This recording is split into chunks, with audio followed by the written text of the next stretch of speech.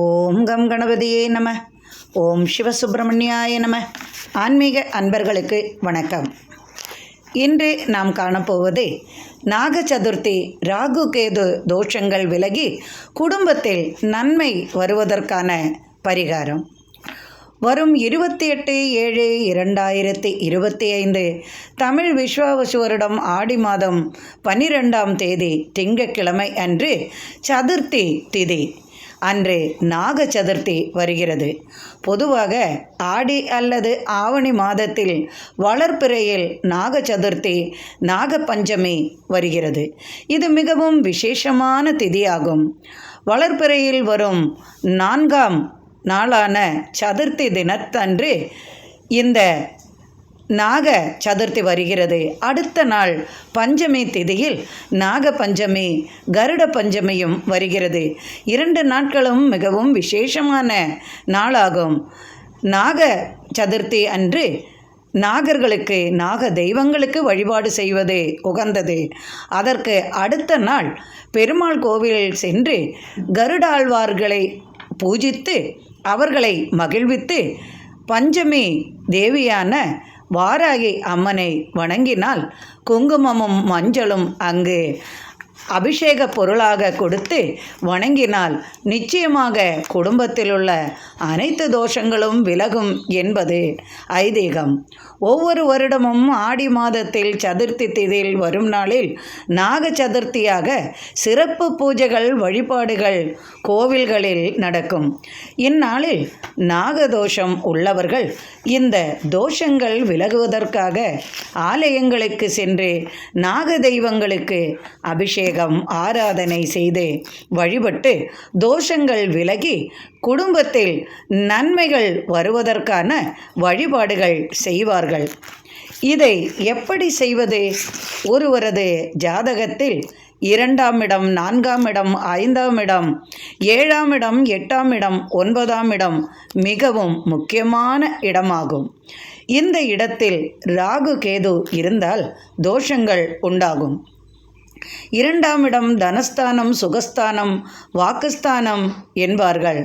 குடும்பஸ்தானத்தில் இந்த ராகு கேதுக்கள் இருந்தால் குடும்பத்தில் எந்த விதமான நன்மையும் இருக்காது. குடும்பத்திற்கு தோஷங்களே உண்டாகும். 7, 8 இந்த இடத்தில் ராகு கேது இருந்தால் கணவன் மனைவி ஆரோக்கியம் இவைகளுக்கு தோஷம். 9ஆம் இடத்தில் ராகு கேது இருந்தால் குடும்பத்தில் பித்ரு தோஷம் மற்றும் பிதாவிற்கு தோஷம், பாக்கியத்திற்கு தோஷம், பாக்கியஸ்தானமே அடிபட்டுவிடும் நிலைமை, இது போன்ற பலவிதமான தோஷங்கள் உண்டாகும். இவையெல்லாம் தீர்ப்பது எப்படி? பலவிதமான பரிகாரங்கள் செய்தும் தீராமல் இருக்கும். அதனால் பல குடும்பங்களும் இந்த பிரச்சனைகளிலிருந்து விடுபட பலவிதமான பரிகாரங்கள் செய்து ஓய்ந்து போயிருப்பார்கள். ஆனால் இந்த நாக சதுர்த்தி தினத்தில் நாக தெய்வங்களுக்கு உரிய வழிபாடு செய்தால் அனைத்து விதமான தோஷங்களும் நீங்கும். இதை எப்படி எளிமையாக செய்வது என்பதை பார்ப்போம். 28/7/2025 ஆடி மாதம் 12ஆம் தேதி திங்கட்கிழமை அன்று நாக சதுர்த்தி தினத்தில் காலையில் அருகில் உள்ள நாக தெய்வங்கள் இருக்கும் விநாயகர் கோவிலுக்கு சென்று விநாயகப் பெருமானுக்கு அருகம்புல் மாலை சார்த்தி ஒரு வாழை இலையை எடுத்து சிறு துண்டாக வெட்டி கொள்ளுங்கள்.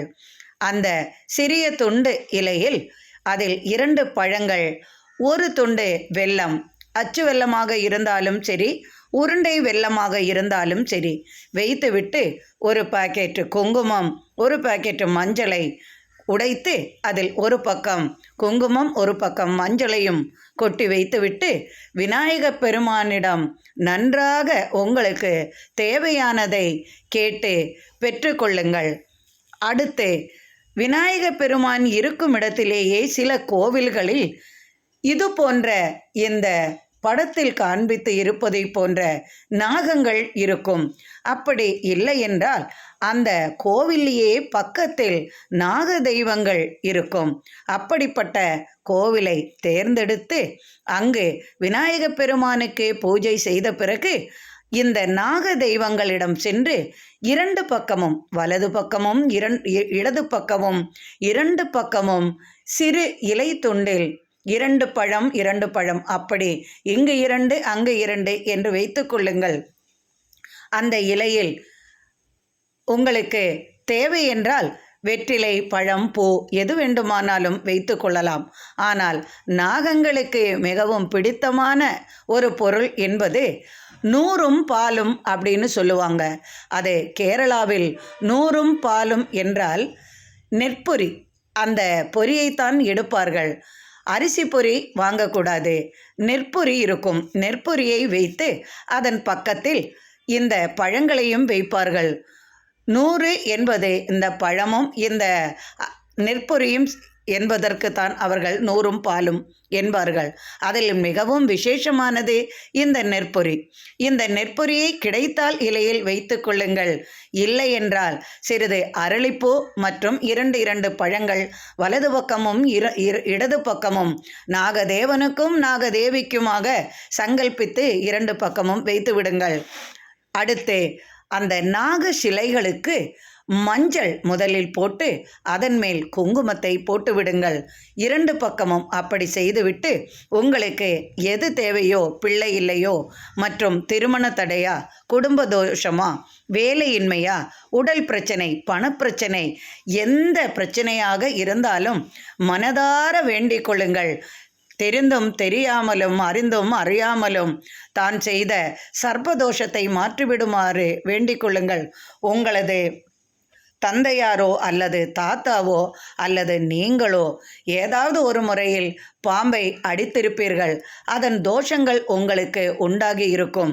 நீங்கள் தெரிந்து செய்தாலும் தெரியாமல் செய்தாலும் தோஷம் என்பது உங்களுக்கு உண்டாகும். மற்றும் உங்களது ஜாதகத்திலும் ராகு கேதுகள் இடம் பெற்றிருப்பார்கள். அது எந்த இடத்தில் இருக்குமோ அந்த இடம் உங்களுக்கு தோஷமாக இருப்பதால் அதனின் பலன்களையும் நீங்கள் அனுபவிக்க வேண்டி உள்ளது. இந்த தோஷங்கள் தீருவதற்குத்தான் இந்த வருடத்தில் ஒரு முறை வரும் இந்த நாக சதுர்த்தி அன்று விநாயக பெருமானை முதலில் வணங்கிவிட்டு செய்யும் அனைத்து காரியங்களும் நலமாகும் என்பதற்காக இந்த நாக சதுர்த்தி தினத்தில் நீங்கள் நாக தெய்வங்களை வழிபடுவது உங்களது எண்ணங்களும் ஆசைகளும் அனைத்தும் நலமாக இது உதவுகிறது. அடுத்த நாள் 29/7/2025 ஆடி மாதம் 13ஆம் தேதி செவ்வாய்க்கிழமை அன்று கருட பஞ்சமி வருகிறது. அன்றைய தினம் நீங்கள் இதுபோன்று விநாயக பெருமானை மேற்கூறிய பரிகாரம் செய்தது போல் விநாயக பெருமானுக்கு இது போன்ற வழிபாடுகள் செய்துவிட்டு நீங்கள் பஞ்சமி தேவியான வாராகி அன்னையை வழிபடுவது மிகவும் சிறப்பு வாய்ந்ததாக இருக்கும். பஞ்சமி திதி என்றாலே வாராகி அன்னைதான் உங்களுக்கு சிறப்பான பலனை தருவாள். நாக தெய்வங்களும் அவளுக்கு வசமாகி இருப்பதால் நாக தெய்வங்களின் பரிபூர்ணமான அருளும் உங்களுக்கு கிடைக்கும். பெருமாள் கோவிலுக்கு சென்று கருடாழ்வாரை வணங்கி வழிபடுவதும் மிகவும் சிறப்பு வாய்ந்ததாக இருக்கும். பஞ்சமி தேவியான வாராகி அன்னையை வணங்குவதோ அல்லது கருமாரி அம்மனை வணங்குவதோ சிறப்பான பலனை தரும். கோவிலுக்கு செல்லும்போது முக்கியமாக குங்குமத்தையும் மஞ்சளையும் அவசியம் எடுத்து செல்ல வேண்டும். இது எந்த கோவிலுக்கு நீங்கள் சென்றாலும் இந்த 2 பொருளைகளையும் நீங்கள் கவனமாக எடுத்து சென்றால் உங்களுக்கு அனைத்து விதமான நன்மைகளும் படிப்படியாக உங்களது குடும்பத்திற்கு வந்து சேரும்.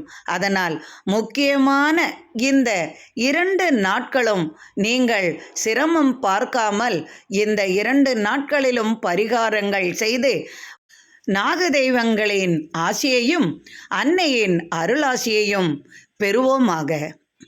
இறைவனின் அருளால் அனைவரது இல்லத்திலும் சர்வ ஐஸ்வர்யங்களும் நிறையட்டும்.